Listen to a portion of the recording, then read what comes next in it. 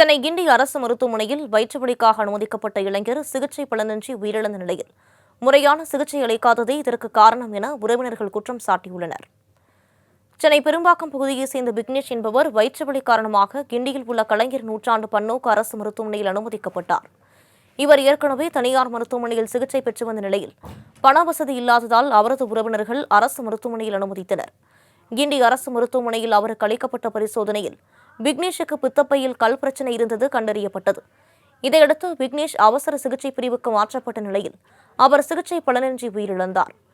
மருத்துவர்கள் உரிய சிகிச்சை அளிக்காததால் தான் விக்னேஷ் உயிரிழந்து விட்டதாக கூறி அவரது உறவினர்கள் மருத்துவமனை வளாகத்தில் கண்ணீர் விட்டு கதறி கடும் வாக்குவாதத்தில் ஈடுபட்டனர்.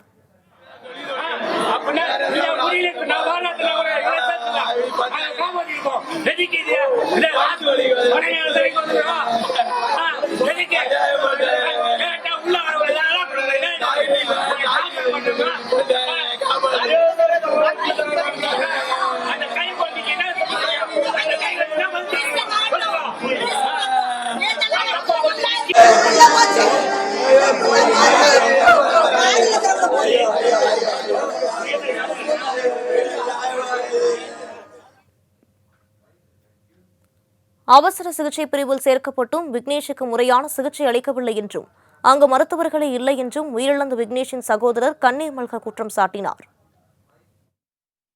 அப்புறமேட்டுக்கு அவளை எப்படி அவன் ரெக்கவர் பண்ண முடியுமா அப்படின்னு ஒரு டாக்டர் கூட வந்து எட்டி பார்க்கல, ஒருத்தர் கூட வந்து எட்டி பார்க்கல. உங்க அரசாங்க ஆஸ்பத்திரி நம்பி தாங்க பொதுமக்கள் இங்க வந்து பாக்குறோம். இது மாதிரி டாக்டர் கூட நான் மட்டும் இவ்வளவு விஷயத்த நீங்க டக்குன்னு பண்றீங்க. போய் இப்போ ஒருத்தர் இறந்து கிடக்குறான், 31 வயசு தான், ரெண்டு வயசுல ஒரு குழந்தை, 2 வயசுல ஒரு குழந்தை ஒண்ணு இருக்கு, கொண்டாடி இருக்கிறாங்க. இப்ப இதுக்கு யாரு என்ன பதில் சொல்ல போறாங்க? கலைஞர் நூற்றாண்டு இதுன்னு பேரை வச்சுட்டு ட்ரீட்மெண்ட் ஒழுங்கா நடக்கலாம். நீங்க முதல்லயே இங்க அட்மிஷன் போடுறப்பவே டாக்டர் இல்ல அப்படின்னு சொல்லியிருந்தீங்கன்னா நாங்க இதுக்கு இங்க வந்து பார்க்க போறோம். டாக்டர் இல்லைன்னு தெரிஞ்சுதா, இல்ல வேற இடத்துக்கோ இல்ல வேற ஹாஸ்பிட்டலுக்கோ எங்க போய் பாத்துருக்க போறோம். அட்மிஷனை போட்டு கூட்டின்னு போயிட்டு எமர்ஜென்சி வார்டுல பாத்துட்டு பாக்குற கூட படுக்க வச்சுட்டு இப்ப அடியாயமா இப்படி சாவச்சிட்டாங்களே. நீ காலைல வரையும் கூட ஒரு டாக்டர் வந்து பாக்கலைங்க. லாஸ்ட் 9 மணி சும்மா ஒருத்தர் கூட வந்து சும்மா. மருத்துவமனை தரப்பிலிருந்து விக்னேஷின் உயிரிழப்புக்கான காரணம் குறித்து விளக்கம் அளிக்கப்பட்டுள்ளது.